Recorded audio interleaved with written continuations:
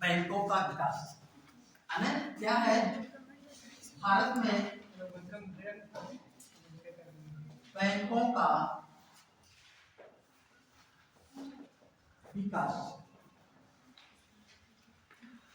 Bank development in India. है ना, पिछली क्लास में हमने आपको बताया था कि बैंक किसे कहते हैं, बैंक किसे कहते हैं, और इसी चीज को आगे हम लोग बढ़ाते हुए चलेंगे। तो बेटा बैंक किसे कहते हैं, सबसे पहले इसको देख लें। बैंक, बैंक किसे कहा जाता है ना, बैंक किसे कहा जाता है?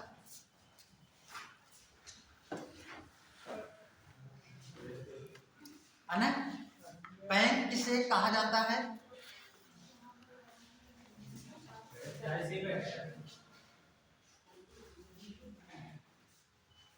मेरा भी निकाल दीजिएगा।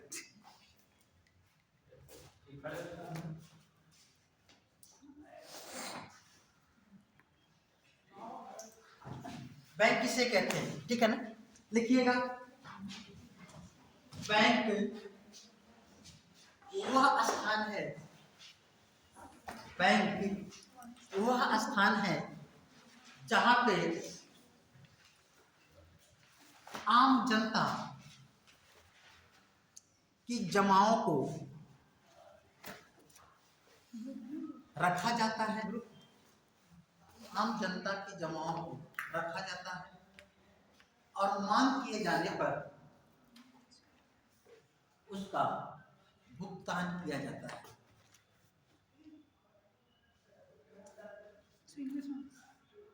आम जनता की मांग को इंग्लिश में, अकेले हो तुम, ठीक है, लिख लीजिएगा। Which place there is put on public finance and give their demand, that is called bank. और बैंक को हिंदी में क्या कहते हैं? अधिकोष। बैंक को हिंदी में क्या कहते हैं? अधिकोष। क्या कहते हैं बेटा? अधिकोष। बैंक को हिंदी में क्या कहते हैं? अधिकोष, ठीक है ना। हम लोगों को जो सिविल के लेवल पे पढ़ना है, इसके डिफिनेशन को आपके एग्जाम में नहीं पूछा जाएगा, लेकिन क्या है इसको ध्यान रखिए।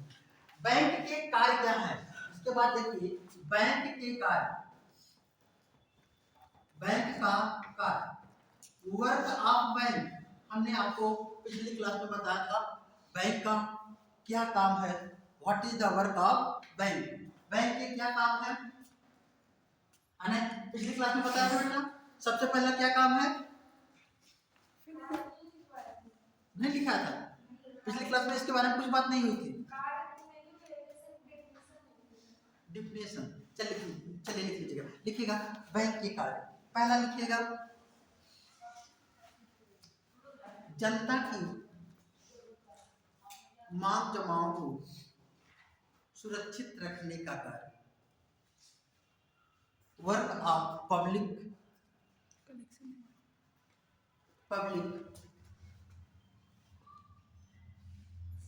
डिपॉजिट, जनता की मांग जमाओं को रखने का कार्य। दूसरा लिख लीजिएगा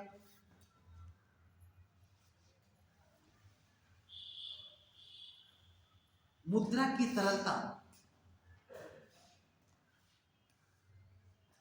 को स्थिर करने का कार्य, स्टेटरी of liquidity of money,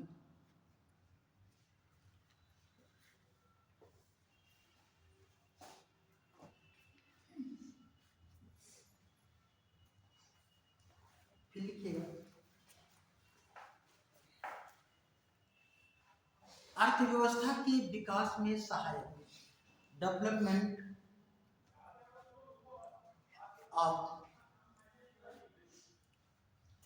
economic system, role of development in economic system.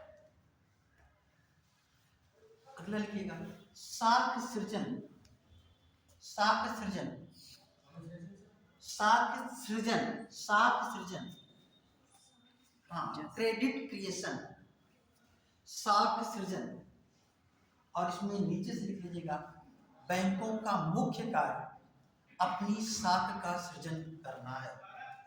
The main work of bank creation of his credit. बैंकों का मुख्य कार्य अपनी साख का सृजन करना है।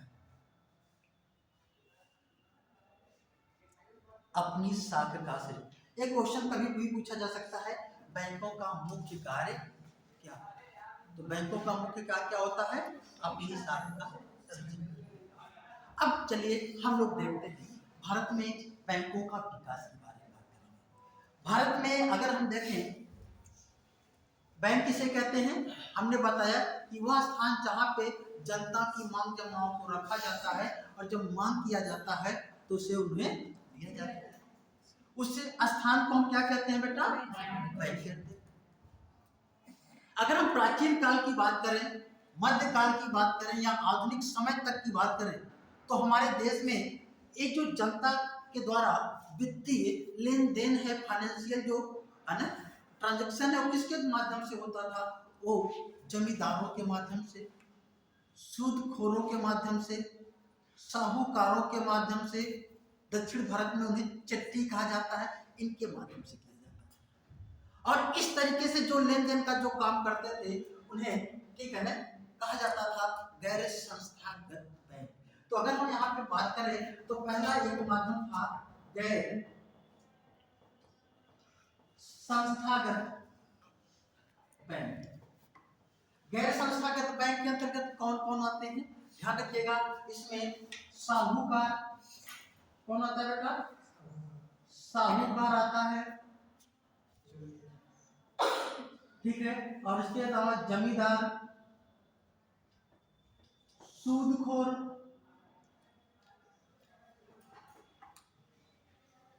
महाजन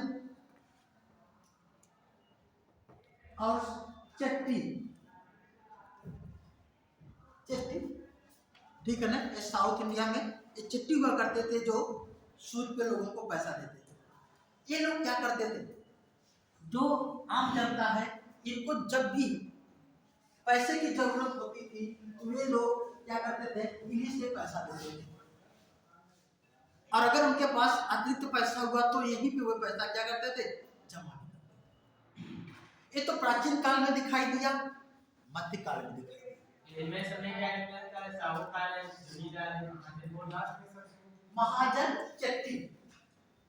महाजन भी कहा जाता है, कुछ क्षेत्रों में चिट्ठी कहा जाता है। अलग अलग नाम है, तो इनमें डिफरेंस भी था बेटा। ये अलग अलग नाम, जैसे इस क्षेत्र में साहूकार कहा जा रहा है, अरे पता लगा कि राजस्थान में जमींदार कहा जा रहा है, दक्षिण भारत में चिट्ठी कहा जा रहा है। मतलब अलग अलग स्थानों पे इनको अलग अलग नामों से संबोधित कर रहे हैं। हाँ, कार्य एक ही था, नाम कार्य एक ही था, और कार्य एक ही था, मतलब गैर संस्थागत बैंक के अंतर्गत सभी शामिल थे, ठीक है ना। अब इस तरीके से लोग काम करते थे। लेकिन हम देखेंगे यहाँ पे संस्थागत बैंक क्या है? संस्थागत बैंक। संस्थागत बैंक का मतलब होता है एक संस्था के रूप में स्थापित करके लोगों के वित्त को स्वीकार करना और उसे उपलब्ध करना। संस्थागत बैंक, जिसे हम लोग आज वर्तमान में जितने भी बैंक हैं उनको हम किस नाम से जानते हैं? इंस्टीट्यूशनल बैंक, ठीक है ना। इसे नॉन इंस्टीट्यूशनल बैंक, इसे इंस्टीट्यूशनल बैंक, संस्थागत बैंक के नाम से जानते हैं। ये संस्थागत बैंक हमारे देश में आधुनिक समय में कैसे डेवलप होते हैं इसके बारे में हम बात करेंगे। ध्यान रखिएगा, अगर हम बात करें कि आधुनिक काल में खास करके हमारे देश में जब यूरोपियों का आगमन होता है, हमारे देश में आने वाले पहले यूरोपीय कौन थे बेटा? पुर्तगाली थे। कौन थे? पुर्तगाली। पुर्तगाली के बाद कौन से आए? डच आए, और डचों के बाद अंग्रेज, अंग्रेज के बाद डेन, और डेन के बाद फ्रांसीसी, है ना। तो ये हमारे देश में एक पुर्तगाली और क्या है? डच, अंग्रेज, डेन और फ्रांसीसी, एक यूरोपियों के आने का क्रम है, ठीक है ना। लेकिन हमारे देश में जो अपने आप को स्थापित किए वे कौन थे? वे थे अंग्रेज। कौन थे? अंग्रेज। अंग्रेजों ने हमारे देश में अपने आप को स्थापित किया। कैसे स्थापित किया उसकी कहानी आप लोग इतिहास में पढ़ते हैं। लेकिन जब ये लोग हमारे देश में अपने आप को स्थापित किए तो इन लोगों को ध्यान रखें, ये लोग अपने अपने वित्त के लेन देन का कार्य साहूकारों, महाजनों, सूदखोरों के माध्यम से नहीं करते थे। इन लोगों ने अपना जो लेन देन का जो कार्य करना प्रारंभ किया उसे कहते थे एजेंसी। क्या कहते थे? एजेंसी। तो प्रारंभ में इन लोगों ने अपना जो बैंक का अमाउंट, ये बेटा ये आप लोगों का नहीं, ठीक है ना, इसमें लिख लीजिएगा। तो कुछ पॉइंट नोट करते चलिएगा, लिखिएगा। भारत में आधुनिक बैंकों की शुरुआत यूरोपियों के आगमन से प्रारंभ होती है। भारत में आधुनिक बैंकों की शुरुआत यूरोपियों के आगमन से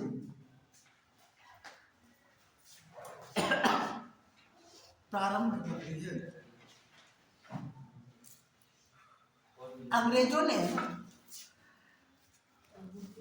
अंग्रेजों ने अपने वित्त के लेन देन का कार्य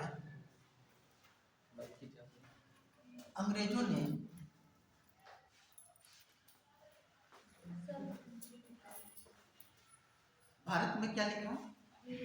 आधुनिक बैंकों की शुरुआत यूरोपियों के आगमन से प्रारंभ होती है। अंग्रेजों ने अपने वित्त के लेन देन का कार्य प्रारंभ में एजेंसी गृहों के माध्यम से करते थे। The English firstly transaction of our finance by यूरोपीय एजेंसी। एजेंसी गृहों प्रारंभ में किसके माध्यम से करते थे? एजेंसी गृहों के माध्यम से करते थे, जो यूरोपीय कार्य प्रणाली पर आधारित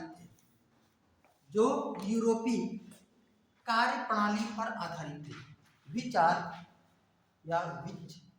वेयर डिपेंड ऑफ यूरोपीय सिस्टम, यूरोपीय बैंकिंग सिस्टम, यूरोपीय कार्य प्रणाली पर आधारित है।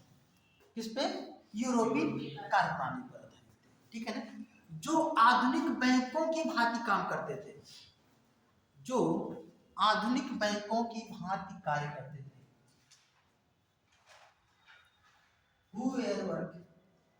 मॉडर्न बैंक्स, जो आधुनिक बैंकों की भांति क्या करते थे? काम करते थे।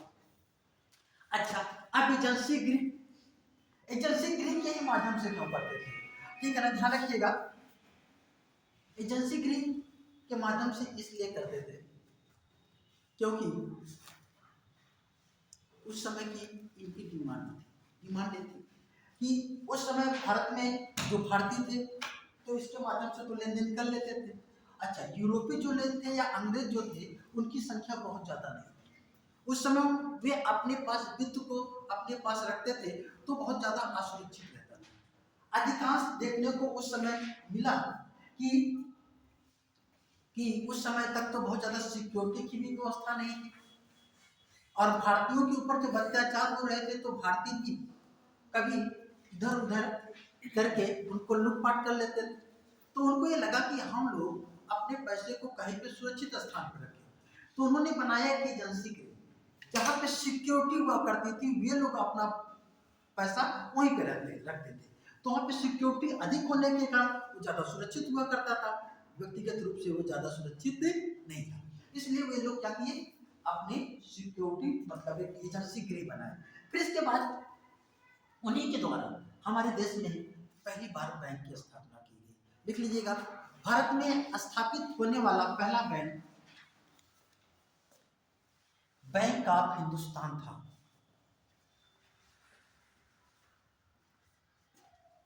भारत में स्थापित होने वाला पहला बैंक ऑफ हिंदुस्तान था।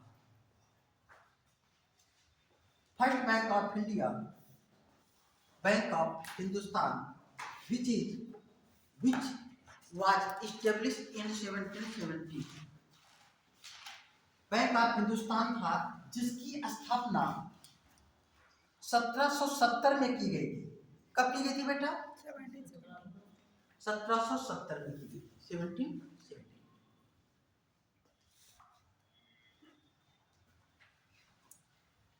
इसकी स्थापना का श्रेय,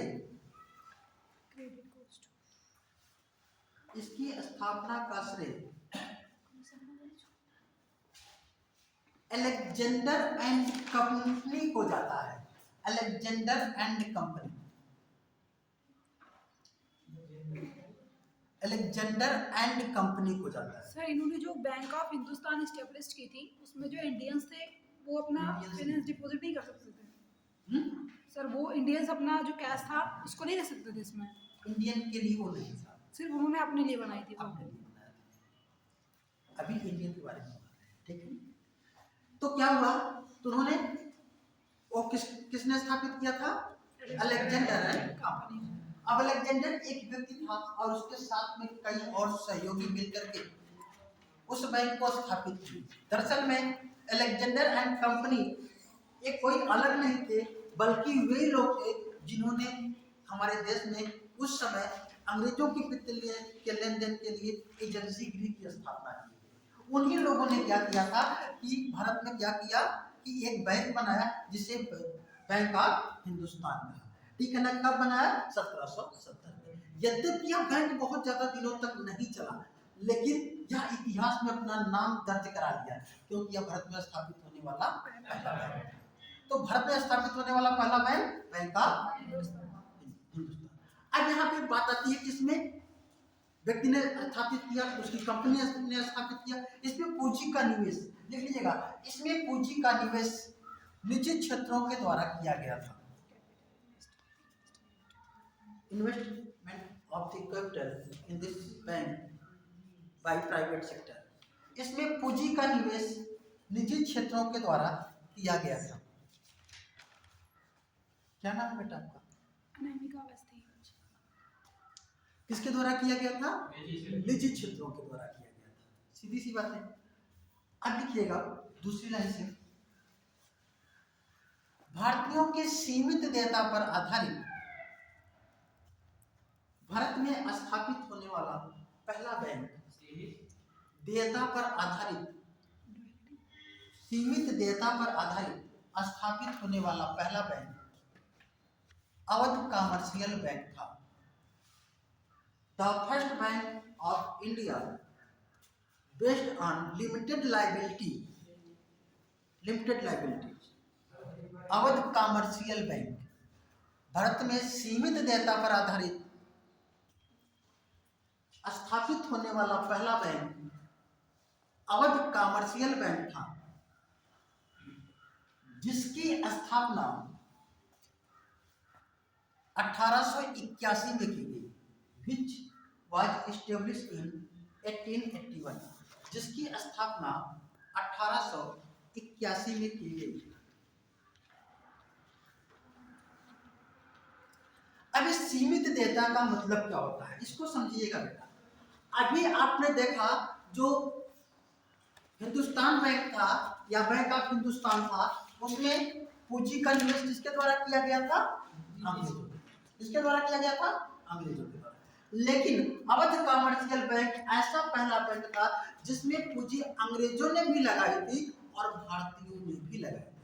मतलब जो भारतीय उद्योगपति थे या पूंजीपति जो भारतीय थे, उन लोगों ने भी उसमें पूंजी का निवेश किया। तो इसलिए ध्यान रखें, तो इसलिए कहा जाता है कि लिमिटेड, सीमित देयता, मतलब भारतीयों के द्वारा भी उसमें प्रयास किया गया और पूंजी को लगाया गया। ये भी महत्व रखता है कि भारतीयों ने पहली बार पूंजी लगा करके बैंक जो स्थापित किया, उस बैंक का क्या नाम था? उस बैंक का नाम था अवध कमर्शियल बैंक। इसकी स्थापना कब हुई थी बेटा? 1881 में। ध्यान रखिएगा। इसके पहले है ना, हाँ कुछ कह यहाँ पे तो जो आपने लिखा है बैंक ऑफ हिंदुस्तान में इसमें निवेश निजी क्षेत्रों के द्वारा किया गया। हाँ। तो निजी क्षेत्र कहाँ के थे? भाई निजी क्षेत्र का मतलब उस समय जो ब्रिटिश थे, ब्रिटिश जो प्रेसिडेंसी थी उसके द्वारा नहीं स्थापित किया गया था। मतलब जो ब्रिटिश सरकार यहाँ पे काम कर रही थी उसके द्वारा ना करके ब्रिटिशों के द्वारा ही किया गया था, लेकिन जो प्राइवेट सेक्टर के थे। हमारे देश में उस समय दो तरीके के लोग काम कर रहे होंगे। एक तो ब्रिटिश सरकार के अंतर्गत जो काम कर रहे थे उसे ब्रिटिश प्रेसिडेंसी कहा जाता था, जो अलग अलग क्षेत्रों में थे। जैसे बंगाल प्रेसिडेंसी थी, बॉम्बे प्रेसिडेंसी थी, मद्रास प्रेसिडेंसी थी, अब तो उसका नाम चेंज नहीं हो गया, ठीक है। उस समय वो प्रेसिडेंसियां थी, तो उनके द्वारा ना करके वो क्या किया गया था, वो जो और भी जो व्यापारी वर्ग थे उनके द्वारा किया गया था, ठीक है ना। अब यहाँ पे वो जो निजी क्षेत्र के लोग काम कर रहे थे उन्हीं के ही साथ भारतीयों ने भी क्या किया, पूंजी लगा करके बैंक स्थापित किया। उस बैंक का नाम क्या था, अवध कॉमर्शियल बैंक। यद्यपि इसके पहले एक और भी बैंक स्थापित हुआ था जिससे हम लोग इलाहाबाद बैंक कहते हैं। इलाहाबाद बैंक की स्थापना 1865 में की गई थी, लेकिन अब इलाहाबाद बैंक अस्तित्व में नहीं है, लेकिन वो किया भी गया था। तो ध्यान रखें कि वह भारतीयों को उसमें पूंजी नहीं लगी थी, पूरा का पूरा अंग्रेजों ने ही पूंजी लगाई थी, ठीक है ना। लेकिन अगर आज के कुछ समय तक पहले अगर देखा जाए तो सबसे पुराना अगर कॉमर्शियल या हम कह सार्वजनिक क्षेत्र का बैंक था तो वो हम कह सकते थे इलाहाबाद बैंक था, ठीक है ना। इलाहाबाद बैंक को मर्ज कर दिया गया किसमें, इंडियन बैंक। किसमें कर दिया गया है, इंडियन बैंक। चलिए तो सीमित अब लिखिएगा, भारतीयों के द्वारा पूर्ण रूप से स्थापित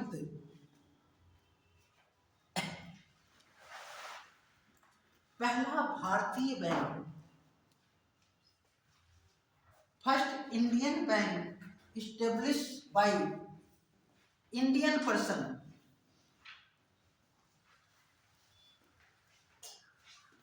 भारतीयों द्वारा स्थापित पहला भारतीय बैंक पंजाब नेशनल बैंक था।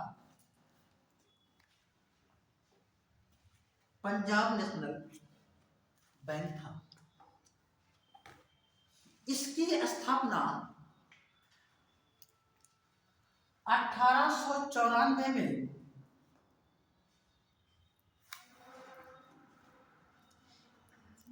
लाहौर में, 1894 में लाहौर में की गई थी। लाहौर में एक बाजार था, मार्केट थी, अनारकली बाजार, ठीक है ना। अनारकली मार्केट में इसकी स्थापना की गई थी, ठीक है ना। नाम उसका है, ठीक है, वो पूछेगा नहीं, ठीक है ना। वो हम जानते हैं तो जान लो, तुम लोग बताएं, ठीक है। तो ये कहाँ पे, लाहौर में स्थापित किया गया था। और आपको जान करके और भी अच्छा लगेगा कि इसकी स्थापना में ध्यान रखिएगा, जो क्रेडिट जाता है हमारे देश के स्वतंत्रता संग्राम में बढ़ कर करके हिस्सा लेने वाले व्यक्ति थे लाला लाजपत राय, ठीक है। लिखिएगा, इस बैंक की स्थापना का श्रेय लाला लाजपत राय को जाता है।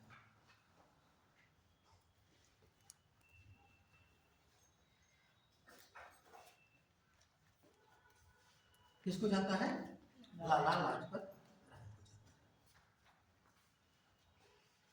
इसका मतलब हमारे देश में पहला बैंक, सीमित देयता पर आधारित पहला बैंक, फिर भारतीयों के द्वारा स्थापित पहला बैंक, इसको आपको ध्यान में रखना होगा। और इसके बाद भारत में ढेर सारे फिर बैंकों की स्थापना की जाने लगी और वे बाढ़ से आ गए, लेकिन उसे आपको उतना वो महत्व नहीं रखता, महत्व रखता है कि पहली बार कौन स्थापित किया गया। अब एक बात आती है कि यहाँ पे हमारे देश में उस समय बैंकों की स्थापना तो निजी प्रयासों के द्वारा किया गया था।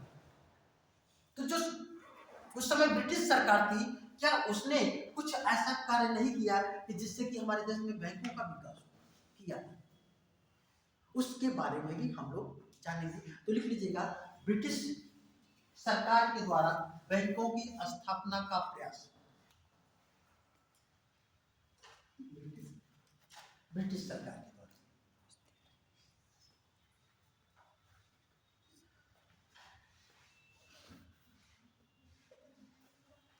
अच्छा, ब्रिटिश भारत में सबसे ज्यादा समृद्धशाली क्षेत्र कौन सा था, कौन सा था, बंगाल ही उस समय, ध्यान रखिएगा, बहुत ज्यादा समृद्धशाली क्षेत्र हुआ करता था। इसीलिए बंगाल पर हर कोई अपने आप को स्थापित करने की होड़ में लगा हुआ। अंग्रेजों ने भी अपने आप को जो है बंगाल में स्थापित करने के लिए हुगली में अपनी पहली फैक्ट्री लगाई। फिर इसके बाद धीरे धीरे जो है बंगाल के राजनीति में हस्तक्षेप किया और वहां पे शासक निर्माता के रूप में काम करने लगे। तो अंग्रेजी जो सरकार पहली बार जो अस्तित्व में आई, थोड़ा सा मजबूत स्थिति में आई, तो कहां पे? बंगाल के क्षेत्र। कहां पे बेटा? बंगाल के क्षेत्र। और तो उनके अधिकारी कर्मचारी भी कहां पे ज्यादा रहे होंगे? बंगाल में। तो उस समय का जो ये भारत था कुछ इस तरीके का, ठीक है ना, ध्यान रखिएगा। ये वाला आज जो बांग्लादेश है और पश्चिम बंगाल, तो यहाँ पे इन लोगों ने पहली बार एक बैंक की स्थापना की जिसे बैंक ऑफ बंगाल कहते हैं। क्या कहते हैं? Bank of Bengal. तो bank of Bengal, bank of Bengal की स्थापना इन्होंने 1606 ईस्वी में 1806 ईस्वी में बैंक ऑफ बंगाल की स्थापना की। बैंक ऑफ बंगाल की स्थापना कब? 1806। और ये केवल यहाँ पे बंगाल के क्षेत्रों में जो वहां के लोग थे उनके कार्यों को सही ढंग से संचालित करने के लिए किया गया। फिर इसके बाद 1840 में बैंक ऑफ बॉम्बे, 1840 में बैंक ऑफ बॉम्बे की स्थापना की गई। और ध्यान रखिएगा ये बैंक ऑफ बॉम्बे वाला ये वाला क्षेत्र था जो आज मुंबई, महाराष्ट्र और गुजरात वाला क्षेत्र है। तो यहाँ पे भी एक प्रेसिडेंसी थी, तो यहाँ पे भी एक बैंक की स्थापना की गई जिसे बैंक ऑफ बॉम्बे के नाम से जाना जाता। फिर इसके बाद दक्षिण भारत में भी एक प्रेसिडेंसी थी, ठीक है ना, वो पूरा तमिलनाडु और कर्नाटक के वाले जो क्षेत्र थे उस समय के, तो वहां की जो प्रेसिडेंसी को पूरा संचालित करने के लिए एक बैंक स्थापित किया गया जिसका नाम था बैंक ऑफ मद्रास। क्या नाम था बेटा? बैंक ऑफ मद्रास, ठीक है ना। इसकी स्थापना की गई 1843। कब की गई? 1843।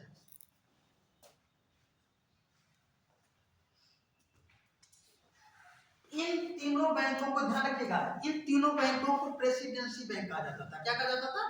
प्रेसिडेंसी, ठीक है ना। जो तीन प्रेसिडेंसी बैंक थी और इन तीनों प्रेसिडेंसी बैंकों को मिलाकर कब? 1921 में इन तीनों प्रेसिडेंसियों को क्या है? मर्ज करके या मिला करके 1921 में एक बैंक की स्थापना की गई थी जिसका नाम था इंपीरियल बैंक। इंपीरियल बैंक, क्या नाम था बेटा? Imperial bank.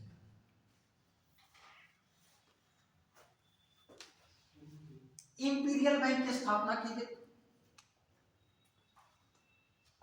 और यह इंपीरियल बैंक को ब्रिटिश सरकार के द्वारा कुछ पावर दिए गए। क्या दिए गए पावर? इसको नोटों के निर्गमन का अधिकार दिया गया। किसका अधिकार दिया गया? नोटों के निर्गमन का। अच्छा, ऐसा क्यों? अगर ये देखें तो इंपीरियल बैंक को उस समय ब्रिटिश सरकार के द्वारा एक केंद्रीय बैंक के रूप में स्थापित करने का प्रयास किया जा रहा था। केंद्रीय बैंक के तो कॉन्सेप्ट तो आए ही नहीं थे, है ना। तो केंद्रीय बैंक के कॉन्सेप्ट पहली बार कहां से आए? पहली बार केंद्रीय बैंक की स्थापना की सिफारिश कब और किसके द्वारा की गई? कोई बता सकता है? वो तो आरबीआई की स्थापना के लिए उसने बात किया। उसके पहले 1925 के आसपास, उसके पहले। अच्छा, आप लोग बैंक पढ़ रहे हैं, किसी ने नहीं पूछा कि विश्व का पहला बैंक किसने बनाया था, कहां पे बनाया गया? कहीं पे नोट कर लीजिए, आ गया दिमाग में, लिख लीजिएगा। विश्व का पहला बैंक मेडिसी बैंक था। First bank of the world कौन सा था? Medici bank. कहां पे बनाया गया था? इसका स्थापित किया गया था इटली में। कब? 1397 ईस्वी में। कहीं पे नोट कर लो कभी। ये पहला बैंक था इटली में 1397 1397 में मेडिसी बैंक था, ठीक है। ध्यान रखिएगा, जब फर्स्ट वर्ल्ड वार हो रहा था। फर्स्ट वर्ल्ड वार का समय कब था, कब से कब तक था बेटा? 14 से 18। फर्स्ट वर्ल्ड वार जब हो रहा था तो उसी समय पूरा विश्व कुछ समस्याओं से घिरने लगा और आगे चल करके एक बहुत बड़ी समस्या का अंदेशा जो है चेम्बरलिन कमेटी ने किया था, ठीक है ना, कि आने वाले समय में अगर सही से विश्व की अर्थव्यवस्था को संचालित नहीं किया गया तो आने वाले समय में विश्व में मंदी का दौर आ सकता है। इससे निपटने के लिए सभी देशों को क्या करना चाहिए, अपने अपने देश में क्या स्थापित करना चाहिए, केंद्रीय बैंक।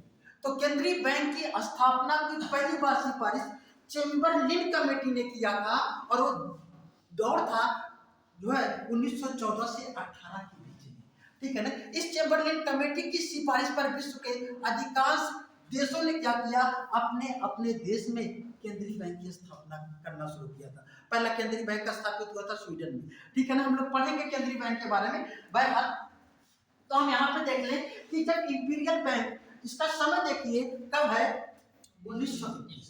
नो डाउट कि पहला विश्व युद्ध खत्म हो गया होगा, चेम्बरलिन समिति की सिफारिश पर ध्यान दिया गया होगा और ब्रिटिश जो सरकार थी उसने भी एक काम करने की कोशिश किया होगा कि चलिए ठीक है, हम लोग भी एक प्रयास करते हैं, एक दायित्व देते हैं इसको, नोटों के निर्गमन और ढेर सारे अधिकार इसको सौंपे गए। यद्यपि ये कार्य कर रहा था, फिर भी हमारे देश में ब्रिटिश काल में ही फिर जो है हिल्टन हिंस कमेटी बनाई गई थी। उसने कहा था नहीं, एक भारत में अलग से अच्छे से इस्टेब्लिश होना चाहिए केंद्रीय बैंक, ठीक है ना, जिससे हम लोग आरबीआई के बारे में पढ़ेंगे, ठीक है ना, व्यवस्थित तरीके से।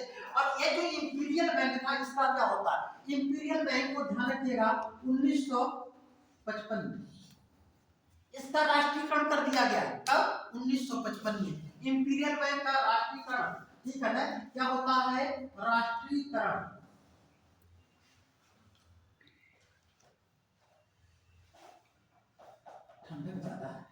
इंपीरियल बैंक का बेटा क्या कर दिया गया, राष्ट्रीयकरण, नेशनलाइज कर दिया गया इंपीरियल बैंक को और इसका नाम रखा गया स्टेट बैंक ऑफ इंडिया। क्या नाम रखा गया, state bank of India, SBI जिसे कहते हैं, इसका नाम क्या रखा गया, स्टेट बैंक ऑफ इंडिया। किस समिति की सिफारिश पर इसका नाम स्टेट बैंक ऑफ इंडिया रखा गया था, गोरवाला समिति थी। कौन सी समिति थी, गोरवाला समिति। हमने जब आपको फर्स्ट 5 ईयर प्लान पढ़ाया था तो हमने इस चीज को बोला था, है ना, कि 1955 में स्टेट बैंक ऑफ इंडिया का राष्ट्रीयकरण कर दिया गया, जिससे कि क्या किया जा सके, कृषि के क्षेत्र में वित्त की सुविधा को सुनिश्चित किया जा सके। और समिति कौन थी, गोरवाला समिति। अब ये क्वेश्चन पूछा जाता है, स्टेट बैंक ऑफ इंडिया का पूर्ववर्ती नाम क्या था, क्या नाम था, इंपीरियल बैंक। कई बार क्वेश्चन पूछा गया। फिर स्टेट बैंक इंडिया के साथ साथ ध्यान रखिएगा 1955 में ही देश के विभिन्न क्षेत्रों में जो है स्थापित कुछ रियासत बैंकें थी और वो रियासत जो बैंकें थी उन रियासत बैंकों का भी राष्ट्रीयकरण किया गया। और उस समय जो रियासत बैंकों की संख्या थी वो कितनी थी, 8। कितनी रियासत बैंकें थी, 8। अलग अलग रियासत बैंकों में जो 8 क्षेत्रों में स्थापित रियासत बैंकें थी उन रियासत बैंकों का भी राष्ट्रीयकरण किया गया और उसे नाम दिया गया। जैसे महाराष्ट्र की रियासत बैंक का था तो state bank of Maharashtra, Travancore का था तो state bank of Travancore, state bank of Patiala, state bank of Indore, ठीक है ना। ऐसे कई बैंक थे जो वहां पे स्थापित किए गए और उन बैंकों को स्टेट बैंक ऑफ इंडिया के साथ जोड़ दिया गया। उन बैंकों को स्टेट बैंक ऑफ इंडिया की सहयोगी या अनुषंगी बैंक कहा जाता था, एसोसिएट बैंक कहा जाता था। फिर उसमें कुछ समय के बाद 1962-63 के लगभग उसमें एक बैंक थी जो राजस्थान के क्षेत्र में एक ही क्षेत्र में काम करती थी, है ना, स्टेट बैंक ऑफ बीकानेर और जयपुर। उन दोनों को मिला दिया गया तो उनकी संख्या 7 हो गई। फिर जो है इन बैंकों को धीरे धीरे क्या किया गया, स्टेट बैंक ऑफ इंडिया में मिला दिया गया, ठीक है ना। तो जब स्टेट बैंक ऑफ इंडिया में 2018 में सभी मर्ज हो गई, ठीक है ना, धीरे धीरे, और इसके बाद स्टेट बैंक ऑफ इंडिया की जो है पूंजी भी बढ़ गई और शाखाएं भी बढ़ गई। आज स्टेट बैंक ऑफ इंडिया विश्व में सबसे अधिक शाखाओं वाला बैंक है। स्टेट बैंक ऑफ इंडिया में क्या है? विश्व में सबसे अधिक शाखा वाला बैंक है। ठीक है ना, तो ध्यान रखिएगा, इसको नोट भी कर सकते हैं। स्टेट बैंक ऑफ इंडिया विश्व में सबसे अधिक शाखाओं वाला बैंक है।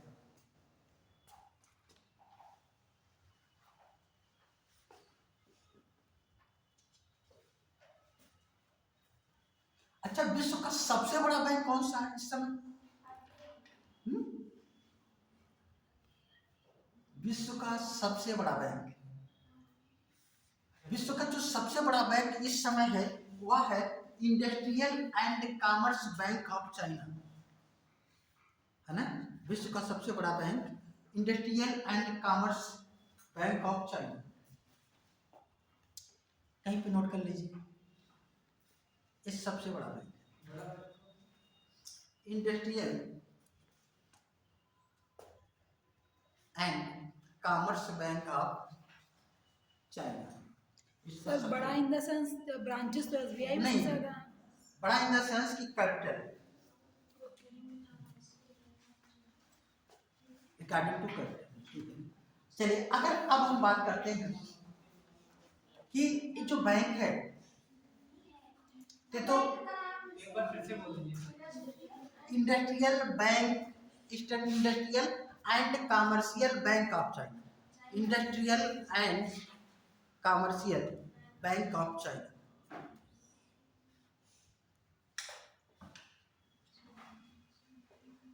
अब हम लोग बात करते हैं कि ये तो ब्रिटिश भारत में निजी क्षेत्रों के द्वारा भारत में बैंकों के विकास का जो प्रयास किया गया, अंग्रेजी सरकार के द्वारा जो बैंकों के विकास में प्रयास किया गया, लेकिन देश की स्वतंत्रता के बाद हमारे देश में जो बैंकों का विकास हुआ उसके बारे में थोड़ा सा और अगर हम देखें तो अंग्रेजों के समय में हमारे देश में ढेर सारी ऐसी बैंकिंग सिस्टम काम कर रहे थे, जो अधिकांश बैंक क्या थे? Private sector. कहाँ पे थे? Private sector. वे उसमें निजी निवेश किया गया। जब यहाँ से वे लोग चले गए तो भारत में जनता की सरकार, जनता के लिए, जनता के द्वारा स्थापित। अब जनता के विकास के लिए बैंकों की भूमिका बहुत ही महत्वपूर्ण स्थिति में आने लगी। उसके पीछे रीजन यह था कि देश की स्वतंत्रता के बाद जो वित्त का लेन देन का काम था, अगर मुख्य रूप से देखें तो किसान अभी भी कहां पे था? गैर संस्थागत स्रोतों से ऋण लेता था और भुगतान करता था।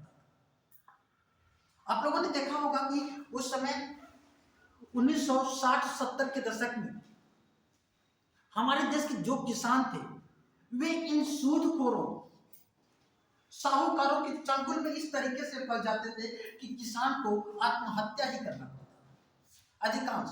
और इसको जो है आप लोग देखेंगे कि उस समय एक मूवी आई थी, है ना, मदर इंडिया मूवी, 1959 में रिलीज हुई थी।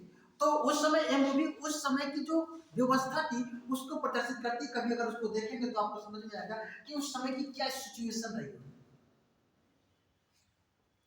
तो भारत सरकार ने पहली बार अगर देखा जाए देश की स्वतंत्रता के बाद एसबीआई का राष्ट्रीयकरण किया, 8 बैंकों का राष्ट्रीयकरण किया। केवल यही उद्देश्य था कि ग्रामीण क्षेत्रों में ऋण उपलब्ध कराया जा सके।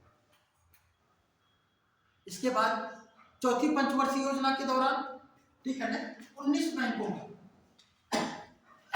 लिख लीजिएगा, चौथी पंचवर्षीय योजना के दौरान 19 जुलाई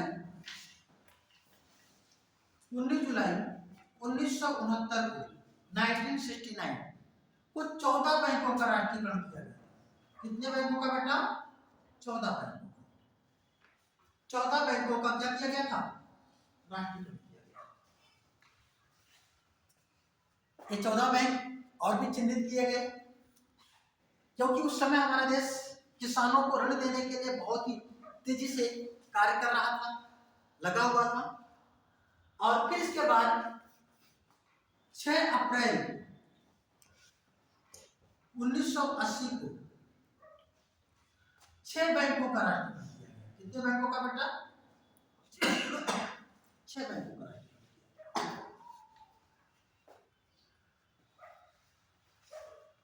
टोटल मिलाकर के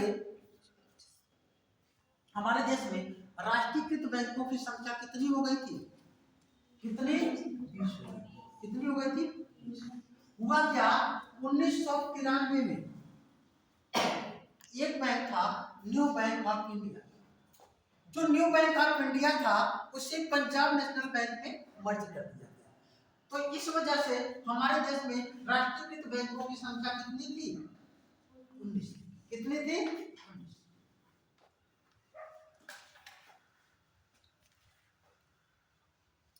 कितनी थी? 19। वर्तमान में राष्ट्रीयकृत बैंकों की संख्या कितनी है? 12 है। वर्तमान में राष्ट्रीयकृत बैंकों की संख्या कितनी है? 11 लिखिएगा। सार्वजनिक क्षेत्र की बैंकों की संख्या 12 है।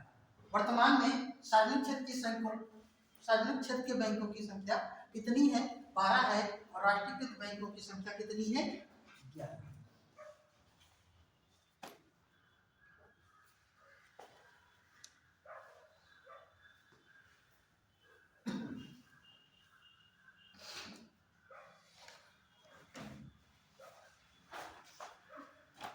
तो सबसे पहले तो हम इस चीज को बेटा आप लोगों को क्लियर करें। राष्ट्रीयकृत बैंक, सार्वजनिक क्षेत्र का बैंक, निजी बैंक, विदेशी बैंक क्या है? ठीक है, कौन बताएगा? राष्ट्रीयकृत बैंक और सार्वजनिक क्षेत्र के बैंकों में अंतर। अक्सर सुनते होंगे सार्वजनिक क्षेत्र का बैंक, फिर सुनते हैं राष्ट्रीयकृत बैंक। दोनों अलग अलग। राष्ट्रीयकृत में तो विदेशों में रहने वाले भी जमा कर सकते हैं धन वगैरह, या वहाँ पे वर्क कर रहे हैं, दिला रहे हैं वापस कोई। तो क्या करेंगे? राष्ट्रीयकृत क्या रहेगा?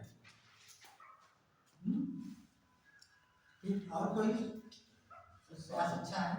सार्वजनिक बैंक का मतलब ये होता है कि यहाँ पर उसमें जो पैसा लगा है हाँ, वो कुछ अनुपात में, माने जो प्राइवेट व्यक्ति है और जो सरकार है उसमें लगा सकती है। Very good. और जब राष्ट्रीयकृत बैंक का मतलब ये है कि वहाँ पर जो उसका जो संचालन होगा, जो उसमें धनराशि या पूंजी होगी, वो सरकार के निर्देशों के अनुसार या इस तरह से चलेगी। सरकार के निर्देशों के अनुसार बेटा तो सब बैठ जाए। नहीं, मतलब केंद्रीय बैंक के अनुसार, मतलब हाँ, उस पर मतलब सरकार का मतलब ये पूरा पूंजी जाएगी। चलिए हम लोग इसको समझेंगे, ठीक है? आज अच्छे से समझ लीजिए कि आप लोगों को बता सके, आपको कोई बताता हो। ठीक है, हम बताते हैं आप लोगों को। सबसे पहले सरकार क्या होता है बेटा? नाम सुना है सरकार, इसे गवर्नमेंट बैंक क्या कहते हैं बेटा? गवर्नमेंट, है ना? Mobile phone not allowed in the class, ठीक है? किसी को भी जो पूछना है मुझसे पूछिए। सरकारी बैंक, दूसरा है राष्ट्रीयकृत बैंक, गवर्नमेंट बैंक, और ये क्या है? नेशनलाइज्ड बैंक, राष्ट्रीयकृत बैंक। तीसरा है सार्वजनिक क्षेत्र के बैंक। क्या है बेटा? सार्वजनिक क्षेत्र।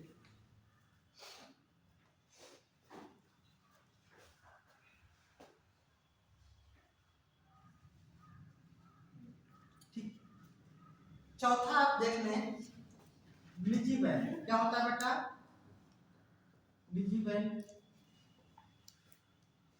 पांचवा हम बात कर लें विदेशी। हम लोग इनके बारे में डिटेल में पढ़ेंगे, लेकिन थोड़ा सा जो एक फिगर है, खास करके इस फिगर को क्लियर करना आवश्यक है। विदेशी बैंक को तो समझ जाते हैं कि इसमें पूंजी का निवेश विदेशियों के द्वारा किया गया होगा। निजी क्षेत्र का मतलब कि उसमें पूंजी का निवेश निजी क्षेत्रों के द्वारा, प्राइवेट सेक्टर के द्वारा किया गया होगा। लेकिन इसमें बहुत ज्यादा कंफ्यूजन होता है। ध्यान रखिए, सरकारी बैंक उन बैंकों को कहा जाता है जिसको स्थापित सरकार ने किया। किसने किया हो? सरकार। वो पूर्णतया सरकार के दिशा निर्देशों का पालन करते हैं। और उससे होने वाला लाभ किसको मिलता है? सरकार ने ही पूर्णतः उसे क्या किया हो, स्थापित किया हो, उसे हम कहते हैं सरकार। जैसे भूमि विकास बैंक, भूमि विकास बैंक का नाम सुना आप लोगों ने? है ना? कुछ लोग हो सकता है सुने हो और कुछ अभी तक उसका नाम ही ना सुना हो। भूमि विकास बैंक ये करता क्या है? भूमि विकास बैंक या किसानों को खेत खरीदने के लिए ऋण देता है, ठीक है ना? तो भूमि विकास बैंक कहीं सर सीतापुर में, हाँ सीतापुर में है, ठीक है ना? कहाँ पे है? आप लोहार बाग वाले रास्ते पे जाएंगे, डाकखाने के पहले भूमि विकास बैंक, ठीक है? तो ये क्या है? पूर्ण रूप से सरकारी है और इसमें जो पूंजी का निवेश सरकार के द्वारा होता है, जो लाभ या हानि जो भी होती है उस बैंक को, वो किसको मिलता है? राष्ट्रीयकृत बैंक कौन से है? राष्ट्रीयकृत बैंक उन बैंकों को कहा जाता है जिनकी कुल पूंजी को, मतलब सरकार ने स्थापित नहीं किया, जिनकी कुल पूंजी को सरकार ने एक बार अधिकृत कर लिया हो। क्या कर लिया हो? अधिकृत, मतलब उसे पूरा का पूरा टेक ओवर कर लिया हो। स्थापित किया गया निजी क्षेत्रों के द्वारा, जैसे भी किया गया हो, लेकिन उसकी कुल पूंजी किसने ले ली? सरकार। सरकार ने पूंजी ले ली और फिर उसमें निजी निवेश की अनुमति दी। मतलब एक बार कंप्लीटली कुल पूंजी 100% पूंजी सरकार ने क्या है उसको अपने हाथ में ले लिया हो और फिर उसमें निजी निवेश किया। ऐसे बैंकों को कहा जाता है राष्ट्रीयकृत। क्या कहा जाता है? राष्ट्रीयकृत। वर्तमान में इसकी संख्या हमारे देश में 11 है। कितनी है?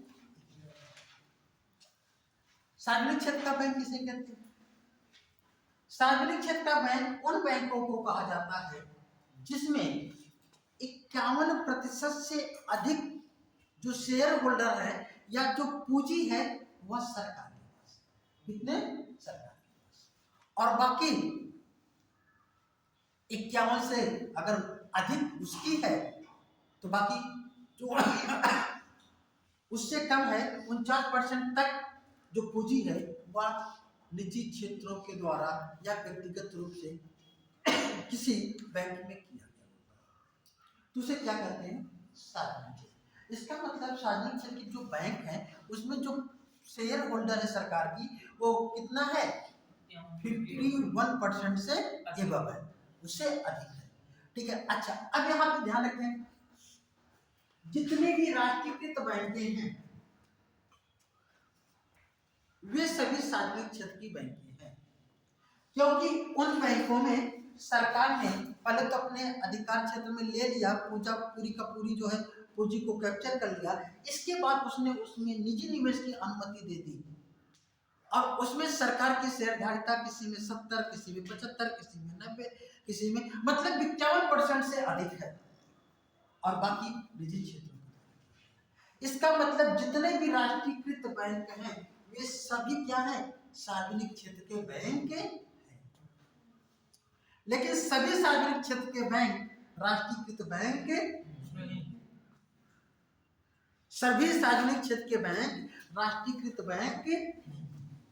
स्टेट बैंक ऑफ इंडिया को राष्ट्रीयकृत बैंक नहीं कहा जाता। सर अभी तो आपने लिखा है कि इसका जो है 1955 में राष्ट्रीयकरण कर दिया। जी हाँ, स्टेट बैंक ऑफ इंडिया को आंशिक राष्ट्रीयकृत बैंक कहा जाता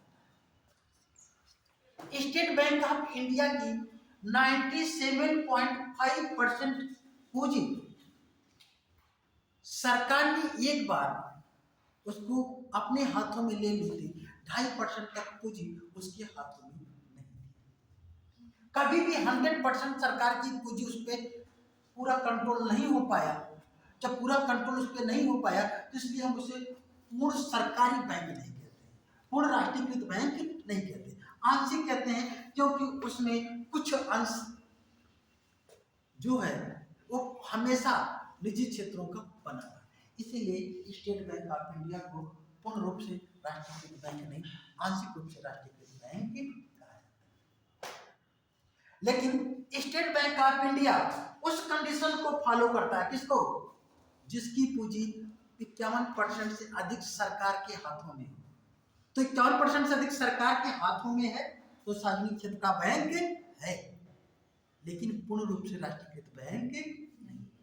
जब हम यहाँ पे कहते हैं सार्वजनिक क्षेत्र की बैंकों की बात करते हैं तो स्टेट बैंक ऑफ इंडिया को सार्वजनिक क्षेत्र की बैंकों में रख लिया जाता है, लेकिन जब हम कहते हैं राष्ट्रीयकृत बैंकों की तो स्टेट बैंक ऑफ इंडिया को राष्ट्रीयकृत से अलग कर दिया जाता है। अभी भी आप लोगों ने देखा होगा कि हमारे देश में जब बैंकिंग का एग्जाम होता है तो दो संस्थाएं कराती हैं। एक जो राष्ट्रीयकृत बैंक है उन्होंने अपना एक बना लिया, IBPS के तहत इनका होता है, और स्टेट बैंक ऑफ इंडिया अपना अलग करेगा, क्योंकि वो राष्ट्रीयकृत बैंकों की श्रेणी में पूर्ण रूप से शामिल नहीं। क्लियर हो गया? कोई दिक्कत? याद रहेगा हमेशा। चलिए, ये तो हमारे देश में ये सभी बैंकें हैं, इनके बारे में हम लोग विधिवत पढ़ेंगे, लेकिन इन बैंकों को संचालित करने का काम कौन करता है? कौन करता है? अब RBI को थोड़ा सा हम लोग पढ़ेंगे और इसके बाद RBI के वर्क को पढ़ेंगे, और ये जो समय मिलेगा तो हम लोग पढ़ेंगे, ठीक है ना? पेमेंट बैंक क्या है, लघु बैंक क्या है ना, भुगतान बैंक क्या है, हम लोग उसके बारे में भी बात करेंगे। तो अभी भी कहिएगा RBI,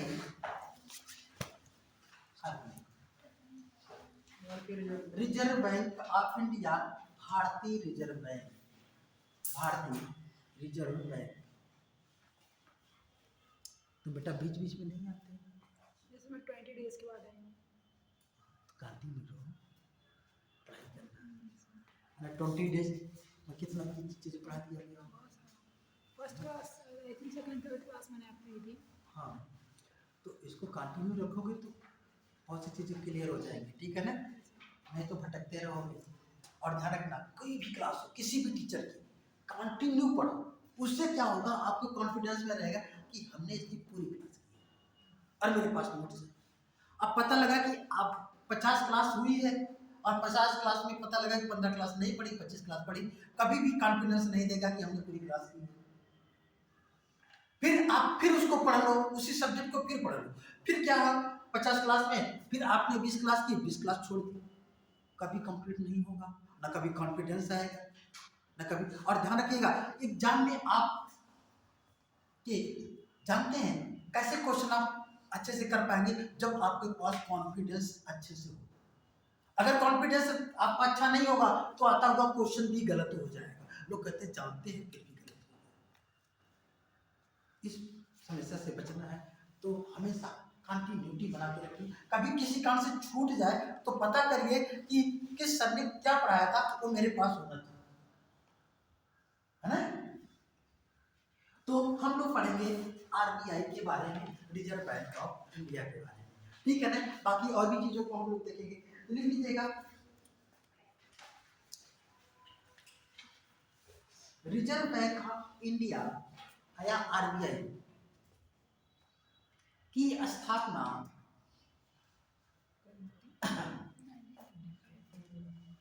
हिल्टन यंग समिति की सिफारिश पर,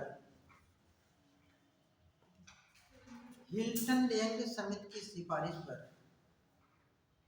1935 में की गई।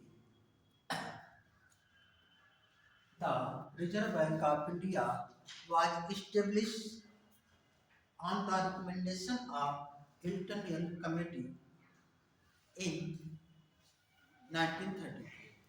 हिल्टन यंग समिति की सिफारिश पर कब की गई थी? 1935 में। ठीक, देखिएगा फिर इसका मुख्यालय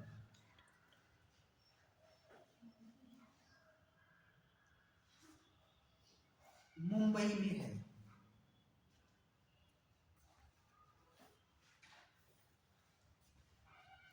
यह अपना कार्य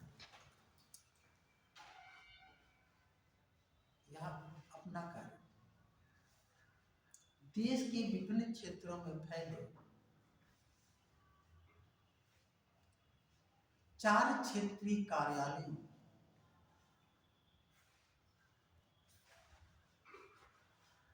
एवं 17 शाखाओं के माध्यम से करता है।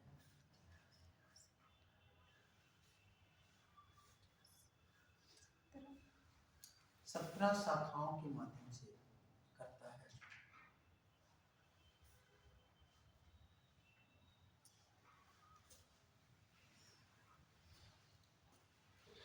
कितनी शाखाओं के माध्यम से? 17।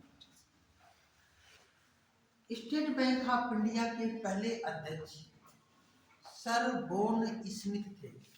कौन थे बेटा?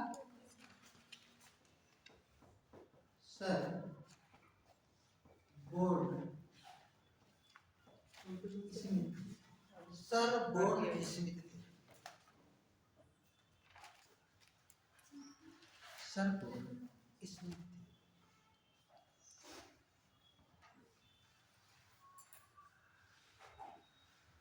स्टेट बैंक ऑफ इंडिया के पहले भारतीय अध्यक्ष, तो अंग्रेज थे ना, इसको सॉरी आरबीआई के पहले भारतीय अध्यक्ष, president of the Indian president of RBI, Indian president of RBI, Indian president of RBI कौन थे? सीडी देशमुख थे। CD Deshmukh, CD Deshmukh. इन्हीं के समय में इसका राष्ट्रीयकरण किया गया था।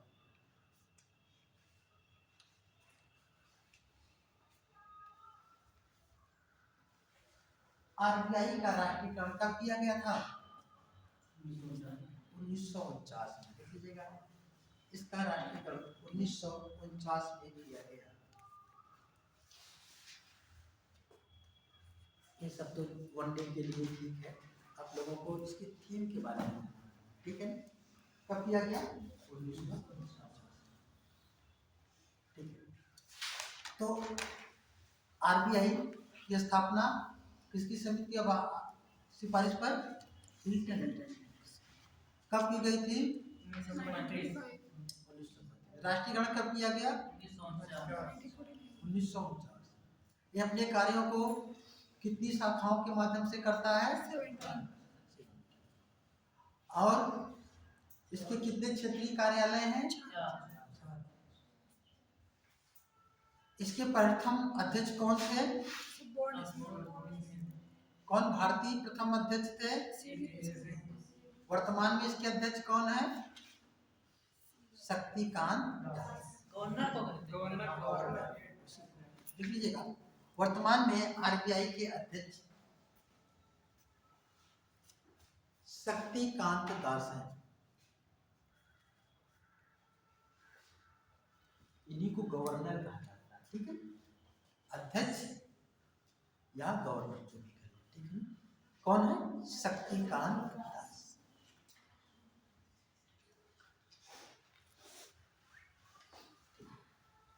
अब जो रिजर्व बैंक ऑफ इंडिया है, इसके हम लोगों को मेन जो फोकस करना है, इसके कार्य पर करना है। तो हिंदी लिखा आरबीआई के कार्य, वर्क ऑफ आरबीआई।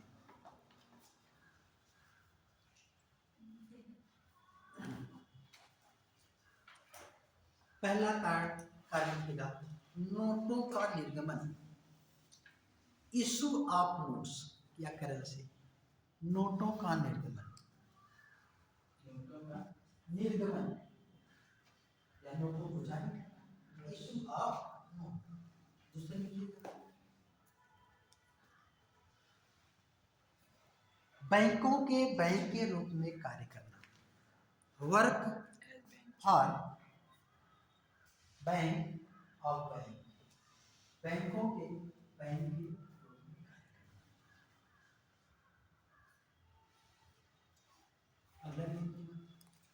सरकार के बैंक के रूप में कार्य करना,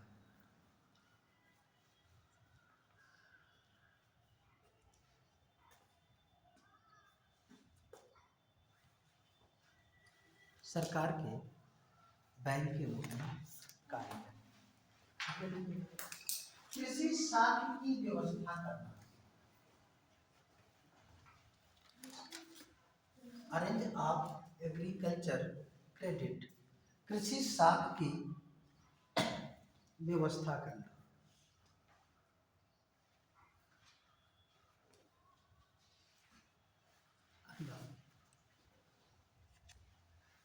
आर्थिक आंकड़ों को एकत्र एवं प्रकाशित करना, collect and published of economical data, आर्थिक आंकड़ों को एकत्र एवं प्रकाशित करना।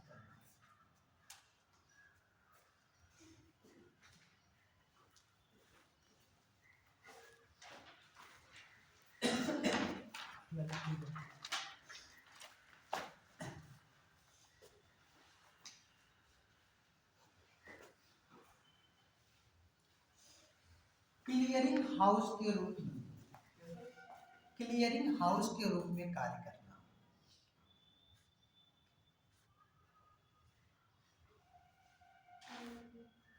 क्लियरिंग हाउस के रूप में कार्य करना। क्लियरिंग हाउस मतलब सब एक ही कार्य को हम खूब डिस्कस करते हैं। अगला लिखिएगा, IMF में भारत का प्रतिनिधित्व करना, IMF में भारत का प्रतिनिधित्व करना। अगला लिखिएगा, साख का नियंत्रण करना, क्रेडिट कंट्रोल,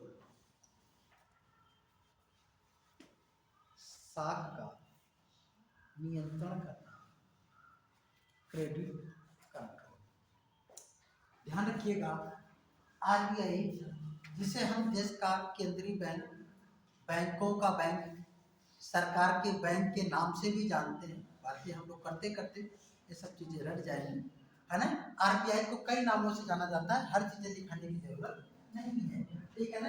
इसे क्या कहा जाता है, देश का केंद्रीय बैंक, सरकार का बैंक, है ना, बैंकों का बैंक भी कहा जाता है। इसे कहा जाता है RBI। इसे जो कई नामों से बुलाया जाता है, इसके कई कार्य हैं। पहला कार्य क्या है, नोटों का निर्माण। दूसरा काम क्या है, बैंकों के बैंक के रूप में कार्य करना। तीसरा क्या है, सरकार के बैंक के रूप में काम करना। चौथा क्या है, कृषि साख की व्यवस्था करना। अगला क्या है, आर्थिक आंकड़ों को एकत्र करना और प्रकाशित करना। अगला कार्य, क्लियरिंग हाउस के रूप में कार्य करना। अगला, हाँ, IMF में भारत का प्रतिनिधित्व करना। और जो इसका मेन वर्क है, ठीक है ना, वह क्या है, कृषि नहीं, साख नियंत्रण करना, ठीक है ना, साख, क्रेडिट कंट्रोल, ठीक है ना। चलिए अब हम लोग इस पे बात करते हैं कि इसका जो पहला कार्य है, किसका, RBI। पहला काम क्या है, issue of notes, issue of note. RBI क्या करती है, नोटों का निर्गमन करती है। 1 के रुपए के नोट को छोड़ करके RBI सभी प्रकार की नोटों की छपाई करती है। सुना होगा, ये भी सुना होगा कि 1 के रुपए की नोट पे भारत सरकार के वित्त सचिव का सिग्नेचर होता है और बाकी नोटों पे RBI के गवर्नर का सिग्नेचर होता है। कोई यह बता सकता है कि ऐसा क्यों? अगर RBI इतने नोटों की छपाई कर सकती है तो एक और भी मशीन लगा लेती, एक की भी छपाई कर सकती है। या सरकार जब इतना काम करती है, 1 रुपए की भी नोट छपाई का काम कर रही है, तो चाहती तो सभी नोटों की छपाई कर सकती थी। सबसे पहले हम इसी मुद्दे पे बात करेंगे। कोई बताएगा कि ऐसा सरकार क्यों करती है, या RBI ऐसा क्यों करती है कि जो है 1 के रुपए की नोट को छोड़ करके सभी प्रकार की नोटों की कोई कुछ भी जो भी मन में आए सब सही है, बोला कीजिए। कभी सोचा नहीं आप लोगों ने? जानते तो हैं, सोचना चाहिए। हाँ बताइए। इसका सर मतलब कोई विधि कार्य या व्यवहारिक होगा तो हो सकता है। आपको लगता है व्यवहारिक कुछ हो सकता है ऐसा? हाँ, तो विधि होगा तो वैसे होगा, और अगर होगा विधि तो हम इस सचिव के व्यवसाय होते हैं इसमें मतलब क्या सरकार जरूरत थी उनको ऐसे करने की, है ना? नहीं लगता है, पता नहीं लग रहा है। सही कह रहे हो। देखिए, दरअसल में इस क्वेश्चन से आप आरबीआई के वर्क को समझ सकते हैं। आरबीआई कोई सरकार नहीं है। RBI is not government. RBI एक स्वतंत्र बॉडी है। आरबीआई सरकार की एजेंट के रूप में काम करती है। सरकार जो कहेगी वैसे आरबीआई काम करेगी। बस क्या है, आरबीआई को देश के जो केंद्रीय बैंक अधिनियम 1934 के तहत कुछ स्वतंत्रताएं दी गई हैं।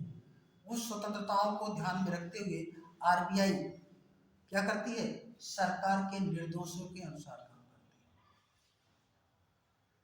है। दरअसल में सरकार क्या करती है, 1 रुपए के नोट को इसलिए जारी करती है क्योंकि हमारे देश में लोकतंत्र है, जनता की सरकार जनता के लिए जनता के द्वारा। और एक सांकेतिक रूप से ये भी बताया जाता है सरकार के द्वारा कि नोटों की छपाई करने का अधिकार हमारा है, हम रखे हैं, अपने पास रखे हैं, थोड़ा बहुत काम कर लेते हैं और बाकी हमने इस कार्य को डेलीगेट किया है। और ध्यान रखिएगा, नोटों की छपाई का दायित्व, ध्यान रखिए, कोई भी काम भारत में सरकार के ही जिम्मे है। सरकार ने अपने कार्यों को अपने एक एजेंट के माध्यम से, जिसे हम आरबीआई के नाम से जानते हैं, उससे संपादित करना। तो केवल सांकेतिक रूप से, इसीलिए 1 रुपए की नोट को क्या है, कौन जारी करता है, भारत सरकार। अब आपने यहीं पे नहीं, आप कहीं पे भी देखिए, जो सरकारी कोई भूमि हो, कोई जो है सरकारी रास्ता हो, जहाँ पे सीधा डायरेक्ट जो है उस विभाग के द्वारा कंट्रोल ना स्थापित किया जाता हो, तो वहाँ पे बैरिकेडिंग लग जाती है, साल में 1 बार जरूर लगती है। आप देखे होंगे बटालियन से होकर के इधर एक रास्ता जाता है, बटालियन के अंदर से उधर जाने के लिए, ठीक है ना। वहाँ पे क्या होता है, साल भर में 1 बार वहाँ पे बैरियर लगा दिया जाता है कि इधर से आपको एंट्री नहीं मिलेगी। और केवल इसलिए किया जाता है कि उस विभाग के द्वारा उस पर अपना कब्जा प्रदर्शित किया जाता है। इसका अंदाजा मुझे कभी नहीं लगा। दरअसल में जौनपुर में एक हमारा घर है, उस डीएम आवास का जो घर है, डीएम आवास है, उसी से एक रास्ता जाता है, उधर एक कॉलोनी बड़ी सी डेवलप हो गई है और उसी रास्ते से होती जाती है। लेकिन साल भर में वहां पे 1 बार पूर्णतः बैरिकेडिंग हो जाता है कि यहाँ पे कोई आ जा नहीं सकता, केवल इसलिए कि जिससे कि एक कहा जा सके कि डीएम भाई हेलो सरकार है, लेकिन वो प्रेजेंट करती है कि इस पे कब्जा हमारा है और साल में 1 बार प्रदर्शन करता है। ऐसे ढेर सारे ऐसे सार्वजनिक जो स्थान है, जैसे ये आपका जीआईसी है, जीआईसी में आप लोगों की जो क्लासेस जो चल रही है, वो बिल्डिंग उनकी है ना, उन्होंने एक समझौता के तहत, या जो ऊपर के जो यहाँ पे डीएम एसडीएम साहब जो लोग उसके मालिक हैं, उनके रिस्पेक्ट में उन्होंने बिल्डिंग दे रखी है, लेकिन वो क्या है, ऑनरशिप भी किसके पास है, उनके पास। इसीलिए तो क्लासेस उनकी आपके हिसाब से नहीं, उनके हिसाब से, ठीक है ना। तो चलिए, इस पे भी कब्जा हो सकता है, उस बिल्डिंग पे भी कब्जा कर लीजिए, ठीक है। बहरहाल वो सब बातें बात की है, ठीक है। तो नोटों की छपाई, दूसरी बातें हैं। फिर लिखिएगा, आरबीआई 1957 के पूर्व, पॉइंट करते हुए नोट करिएगा, आरबीआई 1957 के पूर्व नोटों की छपाई अनुपातिक कोष प्रणाली के आधार पर करती थी, प्रोपोर्शनल रिजर्व सिस्टम अनुपातिक कोष प्रणाली के आधार पर करती थी। कब? 1957 के पूर्व। 1957 से आरबीआई नोटों की छपाई न्यूनतम कोष प्रणाली के आधार पर करती है। मिनिमम रिजर्व कोष, न्यूनतम कोष प्रणाली, मिनिमम रिजर्व सिस्टम कह लीजिए, सिस्टम। अब यहाँ पे अनुपातिक कोष प्रणाली बेटा समझना जरूरी है और न्यूनतम कोष प्रणाली क्या है। ध्यान रखें, 1957 के पहले आरबीआई को जो नोट छापने का अधिकार था इतना था कि वह उतने ही रुपए की नोट छाप सकती है जितना कि उसके पास क्या हो, रिजर्व। क्या हो? रिजर्व।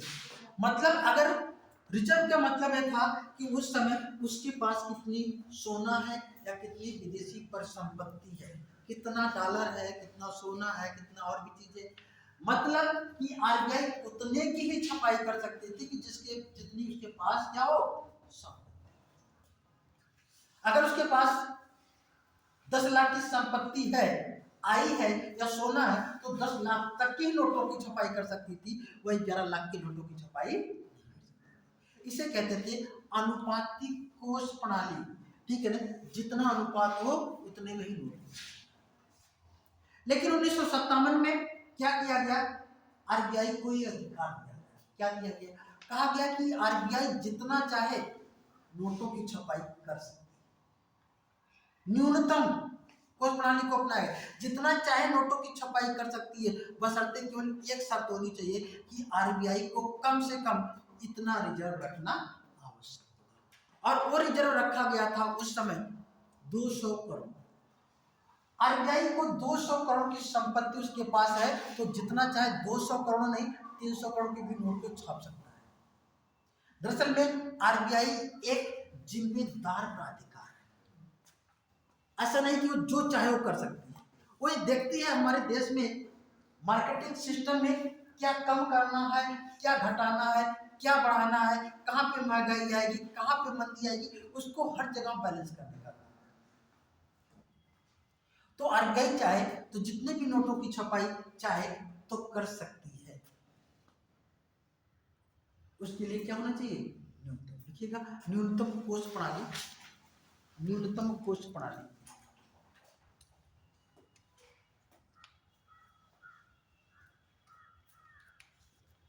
लिखिएगा, आरबीआई नोटों की छपाई के लिए न्यूनतम कोष प्रणाली के आधार पर कार्य करती है।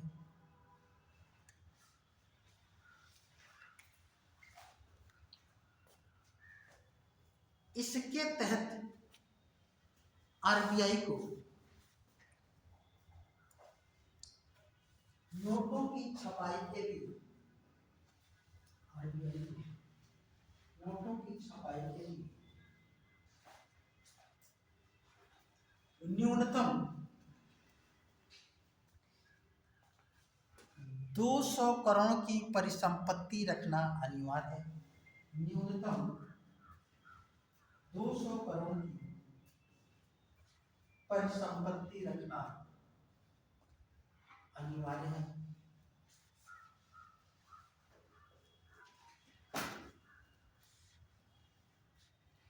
कितने बेटा? 200 करोड़ की परिसंपत्ति रखना, ठीक, जिसके तहत 115 करोड़ का सोना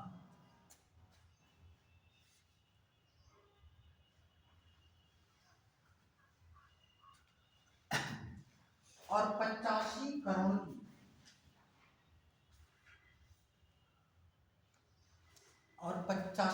की विदेशी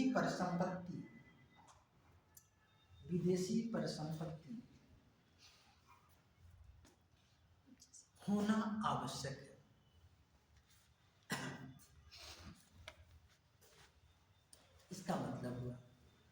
कि आरबीआई न्यूनतम कोष प्रणाली के तहत क्या कर सकती है, अब नोटों की छपाई कर सकती है, जितना चाहे वो छपाई कर सकती है। अच्छा, जब आरबीआई को ये अधिकार है कि जितनी नोटों की छपाई चाहे वो कर सकती है ना, और इस समय हम बताएंगे आप लोगों को कि आरबीआई क्या करती है, विभिन्न स्थानों पे अपनी प्रिंटिंग प्रेस मशीनें लगाई। कहाँ कहाँ से आरबीआई इस नोटों की छपाई करती है, लिख लीजिएगा। आरबीआई वर्तमान में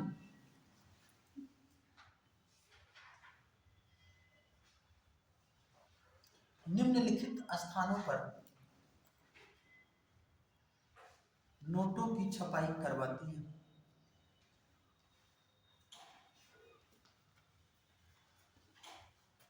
पहला है नासिक,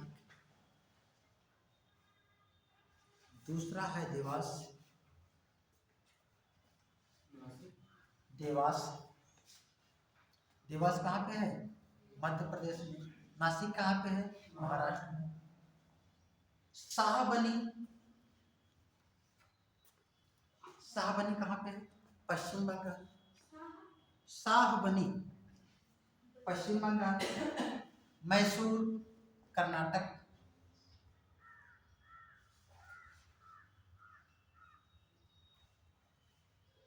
ध्यान रखना, इन स्थानों पे क्या होती है, नोटों की छपाई होती है। पूरा एड्रेस जानबूझ करके नहीं लिखा रहा है ना, पता लगा कि तुम लोग पहुंच गए वहां पे दोस्तों के साथ,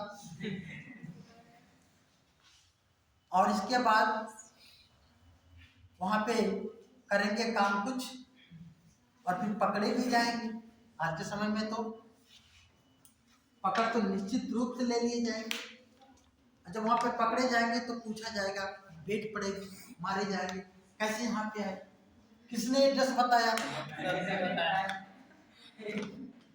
किसने एड्रेस बताया, तो हमारा नाम मत लेना। आपने एड्रेस बताया ही नहीं अभी। ठीक है। और अगर तुम पकड़ भी गए, अगर किसी ने हमसे पूछा कि क्या आपने इसको पढ़ाया है, हम कह देंगे हम जानते हैं नहीं। सर वीडियो बन रही है, हाँ? वीडियो बन रही है, इसमें एड्रेस आप बता रहे हैं, वीडियो प्रूफ है।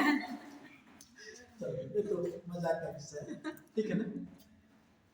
चलो, तो हम बात कर रहे थे कि कहाँ कहाँ पे ये नोटों की छपाई। ध्यान रखिएगा, लिख लीजिएगा। देवास स्थित,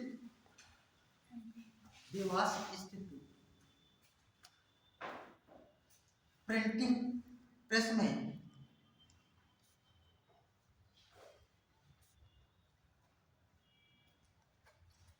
विशेष प्रकार के स्याही, विशेष प्रकार के स्याही का भी निर्माण किया जाता है।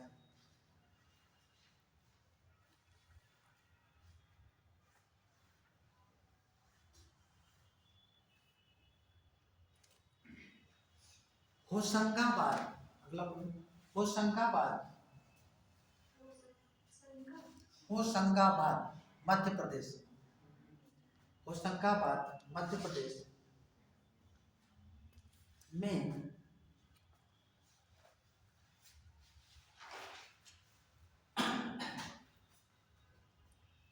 राष्ट्रीय कागज निर्माण कारखाना है, जहां पर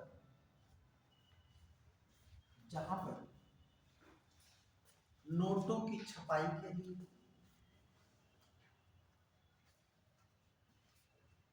स्टाम्प पेपर,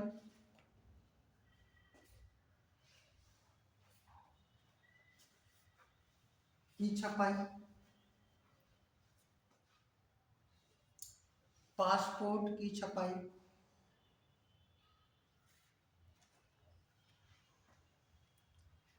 सरकारी प्रतिभूतियों की छपाई, प्रतिभूतियों की छपाई, सिक्योरिटी, गवर्नमेंट सिक्योरिटी की छपाई के लिए विशेष प्रकार के कागज का निर्माण किया जाता है। विशेष प्रकार के कागज का निर्माण किया जाता है।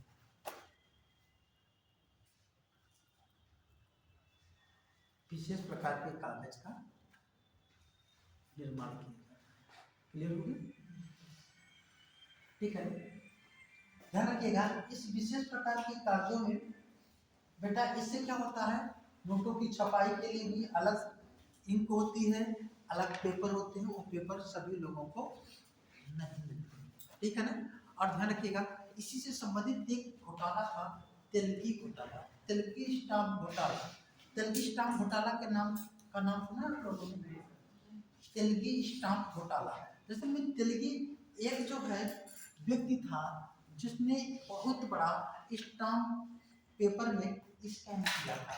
घोटाला कैसे किया था उसने, ये जो है किसी जो है पेपर मिल्स में नहीं, जहाँ पे छपाई होती है प्रतिभूतियों की, जहाँ पे स्टाम्प पेपर की छपाई होती है, वहाँ पे क्या करता था, वहाँ पे कार्य करता था, रिटायर हो गया। और ध्यान रखिए उसमें जो कुछ मशीनें लगी हुई थी, उन मशीनें पुरानी हो गई, तो उन मशीनों को, पुरानी मशीनों को हटा करके नई मशीनें लगा दी गई और वो पुरानी मशीनें वहाँ पे स्टोर में रखी हुई थी। कुछ दिनों के बाद ठीक है ना, उन मशीनों को कबाड़ में बेच दिया गया। इसने क्या किया, कबाड़ खाने से उन मशीनों को खरीद लिया और इसके बाद रिपेयर करके पेपर, स्टाम्प पेपर की खूब छपाई की और इसके बाद छपाई करके और करोड़ों को रुपया कमाया और करोड़पति बन गया। और फिर जब सरकार जो है लास्ट में देखा कि आखिर में सरकार का स्टाम्प रेवेन्यू इतनी तेजी से कैसे इसका ग्राफ कम हो गया, बहुत कम क्यों हो गया, जबकि काम तो हुए ही हैं। तो जांच हुई तो पता लगा कि जाली स्टाम्प पेपर बिका हुआ है। तो जाली स्टाम्प पेपर, फिर उसकी जांच बैठी और फिर तेलगी पकड़ा गया। क्या किया गया, तेलगी पकड़ा गया और तेलगी पकड़ा गया तो उसे तेलगी स्टाम्प घोटाला कहा जाता है। और बता दें कुछ दिन के बाद तेलगी शायद छूट भी गया। क्यों छूट गया, दरअसल में हमारे देश में है कि जब तक किसी भी अपराध के लिए कानून नहीं बना हो, तो अगर वो अपराध किसी के द्वारा कर दिया जाता है तो उसे दंडित नहीं किया जा सकता। तो उस समय शायद कुछ इस तरीके का कानून नहीं बना रहा होगा कि स्टाम्प अगर कोई इतना बड़ा स्कैम करता है तो उसको कौन सा दंड दिया जाएगा, कितना दिया जाएगा, तो उससे वो बच गया। लेकिन बहुत सी चीज़ें ऐसी हैं जिसे आप लोगों को जानना चाहिए। ठीक है, अब हेडिंग करिएगा भारत में टकसाल। सब बताएंगे भैया, एक एक क्लियर वो सब है ना। भारत में टकसाल, टकसाल, टकसाल, भारत में टकसाल, ठीक है ना। टकसाल किसे कहते हैं, ध्यान रखिएगा, जहाँ पे सिक्कों की ढलाई होती है उसे क्या कहते हैं, टकसाल कहते हैं। तो लिख लीजिएगा भारत में 4 स्थानों पे टकसालें हैं। कहाँ पे 4 स्थानों पे टकसाल है, कहाँ कहाँ पे, पहला लिख लीजिएगा मुंबई, कहाँ पे, मुंबई में।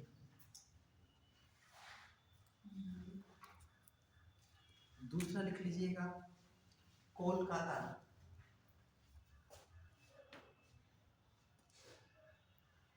तीसरा लिख लीजिएगा हैदराबाद,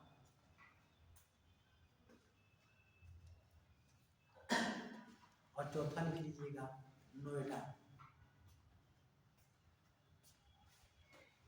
इसमें ध्यान रखिएगा जो पहली टकसाल है वो मुंबई की है और उसका जो है बनाया गया था 1830 में। ठीक है ना, या देश की ही नहीं बल्कि एशिया की सबसे पुरानी टकसाल है। मुंबई की जो टकसाल है वह एशिया की सबसे पुरानी टकसाल है। अच्छा, भारत की सबसे नवीन टकसाल कौन सी है, नोएडा की। ठीक है ना, 1986 में बनाया गया था नोएडा की टकसाल, जबकि कोलकाता की 1950 में और हैदराबाद वाली 1953 में। ये टकसालें बनी थी। सबसे जो नवीनतम टकसाल है वो कौन सी है, ग्रेटर नोएडा की। अच्छा, ध्यान रखिएगा इन टकसालों में 2 टकसालें ऐसी हैं जहाँ पे सिक्कों की ढलाई के अलावा भारत सरकार के कुछ पदक और मेडल भी बनाए जाते हैं। तो लिख लीजिएगा, ठीक है ना, हैदराबाद एवं कोलकाता की टकसालों में भारत सरकार के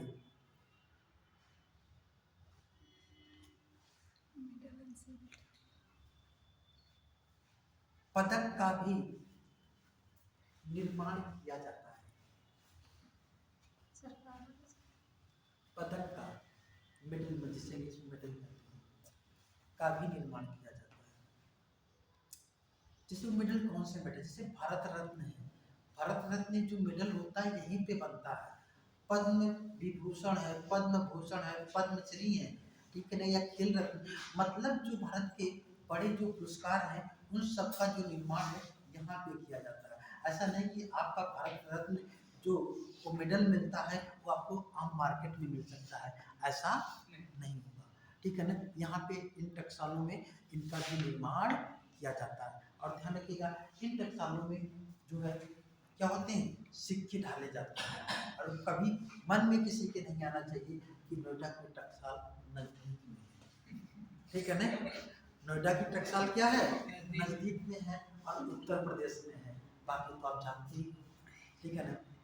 पता लगा कि टकसाल में हाथ भी डाला है ना, तो क्या होगा भाई, सिक्का है, कितना लेकर के भागोगे, एक बोरी है सर पे उठा लिया, और एक बोरी सिक्का कितना वजनी होगा आप अंदाजा लगा सकते हैं। पता लगा सर पे जो है सिक्का लेकर के भाग रहे हो, सिक्योरिटी पीछे पीछे दौड़ाए रही है ना, पकड़े जाओगे, इसलिए कभी इसके बारे में सोचना भी नहीं। चलो तो आज क्लास यहीं तक रखते हैं, हम लोग अगली क्लास में मिलेंगे। और ध्यान रखिएगा ये जो आप आरबीआई के जो कार्य देख रहे हैं बेटा, सभी कार्यों को एक एक करके समझिए, ठीक है ना। ठीक, समझ में आया? किसी को कुछ पूछना है, कोई भी क्वेश्चन, किसी का कोई क्वेश्चन नहीं? चलिए